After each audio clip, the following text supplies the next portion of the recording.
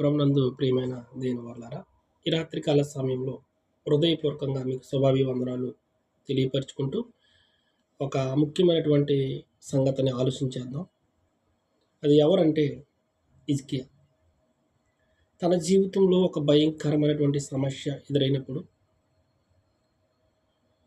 ఆయన చేసినటువంటి ప్రార్థన, ఆయన పొందుకున్నటువంటి విజయ రహస్యం మనం ఆలోచించేద్దాం. హిజ్కియా ఎవరని మనం ఆలోచన చేస్తే గనక దావీదు యొక్క వంశంలోంచి వచ్చినటువంటి వాడిగా మనకు కనపడతాడు హిజ్కియా.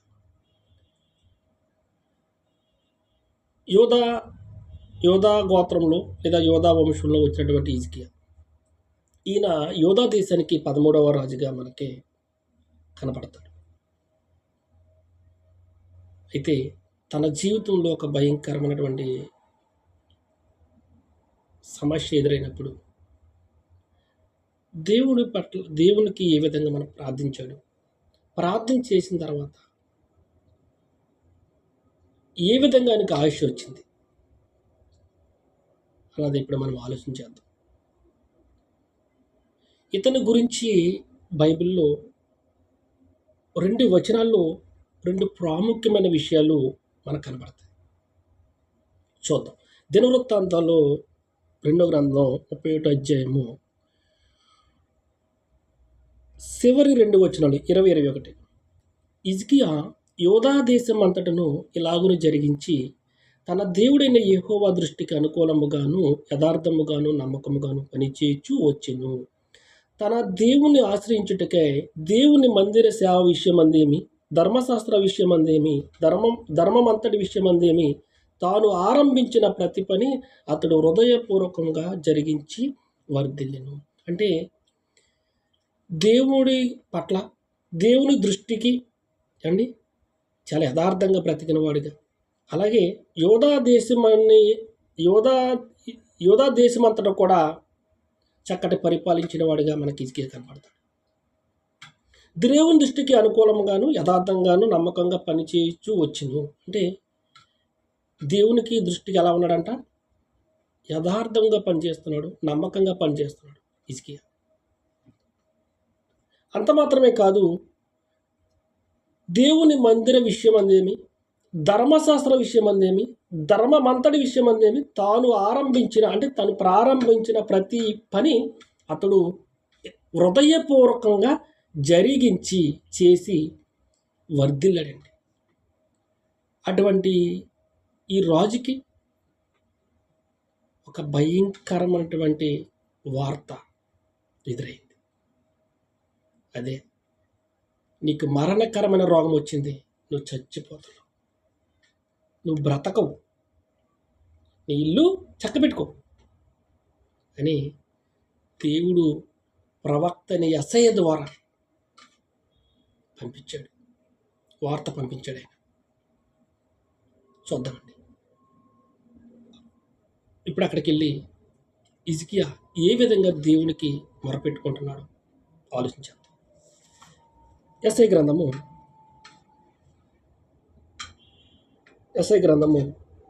38వ అధ్యాయము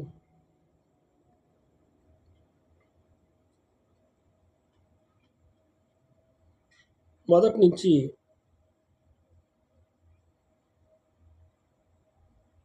చూద్దాం. ఆ దినములలో హిజ్కియాకు మరణకరమైన రోగము కలుగగా ప్రవక్తయు ఆమోజు కుమారుడైన యెషయా అతని వద్దకు వచ్చి, నీవు మరణమవుచున్నావు, బ్రతుకవు గనక నీవు నీ ఇల్లు చక్కబెట్టుకోమని యెహోవా సెలవిచ్చుచున్నాడని చెప్పగా దేవుడు యెషయా ప్రవక్తను పంపించి హిజ్కియా దగ్గరికి, నువ్వు మరణమవుతున్నావు, నువ్వు చనిపోతున్నావు కనుక నీ ఇల్లు చక్కబెట్టుకో అని చెప్పినప్పుడు గుండె పగిలిపోయే వార్త విన్నప్పటికీ ఎక్కడికో పరిగెట్టకెళ్ళేది కానీ హిజ్కియా, ఎవరి దగ్గరకో పరిగెట్టకెళ్ళేది కానీ, నేను చనిపోతున్నాను, నా గురించి ప్రార్థన చేయండి అని వీళ్ళ దగ్గరికి వెళ్ళి పరిగెట్టకెళ్ళేది కానీ హిజ్కియా తర్వాత వచనంలో మనం చూస్తే దేవుని వైపు తిరిగి, క్షమించాలి, గోడ తట్టుకు తిరిగి అంటే దేవుని వైపు తిరిగి ప్రార్థన చేస్తున్నాడు. ఇక్కడ ఇల్లు చక్కబెట్టుకోమంటే ఇంట్లో ఉన్నటువంటి వస్తువులు కాదు, కానీ తనలో ఉన్నటువంటి అవిధేయతను చక్కబెట్టుకోమని అర్థం. నువ్వు చనిపోతున్నావు కనుక నీలో ఏం అవిధేయత అంటే చక్కబెట్టుకొని అర్థం. అండి, ఎప్పుడైతే ఈ వార్త విన్నాడో ఎవరి దగ్గరికి పరిగెట్టుకెళ్ళి ఏమీ ఆశ్రయించలేదు కానీ హిజ్కియా దేవుడి మీద నమ్మకం ఉంచి, విశ్వాసం ఉంచి, దేవుని వైపు తిరిగి, గోడ తట్టుకు తిరిగి కనుక దేవుని వైపుకి తిరిగి ప్రార్థన చేస్తున్నాడు.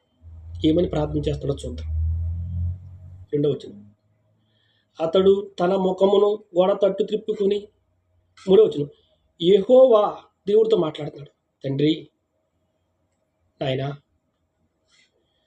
నేను యథార్థ హృదయుడిని, సత్యముతో నీ సన్నిధిని నేను ఎట్లు నడుచుకుంటున్నాను అంటాడు. చూసారా, నేను యథార్థము గలవాడినై, సత్యం అనగా నిజంగా నీ సన్నిధిలో నేను ఎట్లు నడుచుకుంటునో నీకు తెలియదా ప్రభువా?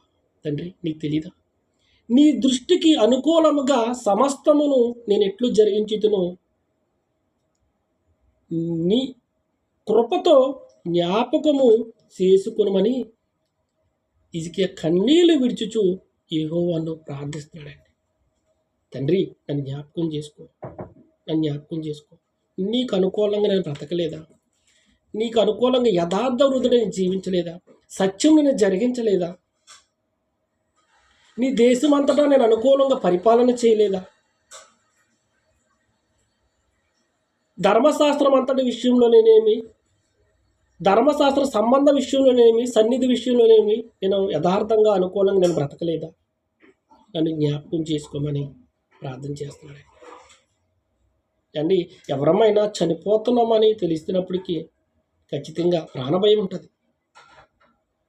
ఒక భయంకరమైన రోగం వచ్చినప్పుడు, లేకపోతే చిన్న రోగం వచ్చినప్పుడైనా మనకి తండ్రి నా రోగాన్ని తీసివేయమని ప్రార్థన చేస్తాం. అటువంటిది చనిపోతున్నాం అనేటువంటి ఒక భయంకరమైన రోగం వచ్చినప్పుడు దేవుని ప్రార్థించమా? అందరి దగ్గర పరిగెట్టుకెళ్ళమా? హిజ్కియా కూడా తనకు బ్రతకాలనేటువంటి ఆశ, తన కూడా ఇంకా బ్రతకాలి, జీవించాలని ఆశతో దేవుని వైపు తిరిగి, తండ్రి నన్ను జ్ఞాపకం చేసుకో, నీ పట్ల యథార్థంగా బ్రతికాను కదా, నీ దృష్టికి అనుకూలంగా నేను జీవించాను కదా, నీ యోధా దేశం అంతటా కూడా నీ ఇష్టపూర్వకంగా నేను పరిపాలించాను కదా అని జ్ఞాపకం చేసుకోమని అడుగుతున్నాడు. ప్రియమైన దేని వాళ్ళారా, ఇక్కడ మనం ఒకటి ఆలోచన చేయాలి. చాలామంది ప్రార్థన చేస్తారు ఏమని, తండ్రి హిజ్కియాకు మరణకరమైన రోగం వచ్చినప్పుడు 15 సంవత్సరాల ఆయుష్ని మీరు దయచేశారు, అలాగే నాకు అలాగే మా సహోదరులకి దయచేయమని అడుగుతాం. అడగొద్దని నేను అనట్లేదు, కానీ హిజ్కియా లాంటి జీవితం, హిజ్కియా లాంటి బ్రతుకు మనలో ఉందా? ఆయన దేవునికి అనుకూలంగా బ్రతికాడు, యథార్థ హృదయము గలవాడి జీవించాడు, దేవుని దృష్టికి నమ్మకంగా బ్రతికాడు, సత్యమును జరిగించాడు, యోధా దేశాన్ని అంతటకు కూడా నమ్మకంగా పరిపాలించాడు. యోధా దేశాన్ని అంతటిని కూడా పరిపాలిస్తున్నప్పుడు దేవుడు చూశాడు కనుక నీకు అనుకూలంగా నేను బ్రతికాను, నీకు ఇష్టమైన వాడిగా నేను బ్రతికాను కనుక నన్ను జ్ఞాపకం చేసుకో తండ్రి అని ప్రార్థిస్తున్నాడు. ఏమండి, హిజ్కియా ఆయుష్ రహస్యం ఏంటంటే చెప్పనా, ఆయన బ్రతికిన బ్రతుకు, దేవుని పట్ల ఆయన బ్రతికిన నిజాయితీగా జీవించటం, దేవుని దృష్టికి అనుకూలంగా బ్రతకటం, యథార్థంగా బ్రతకటం, యథార్థంగా యోధా దేశాన్ని పరిపాలించటం, నమ్మకంగా బ్రతకటం, ఇన్ని జరిగించాడు గనక దేవుడు మరలా జ్ఞాపకం చేసుకొని దేవుడు హిజ్కియాకి ఆయుష్ని ఇచ్చాడండి.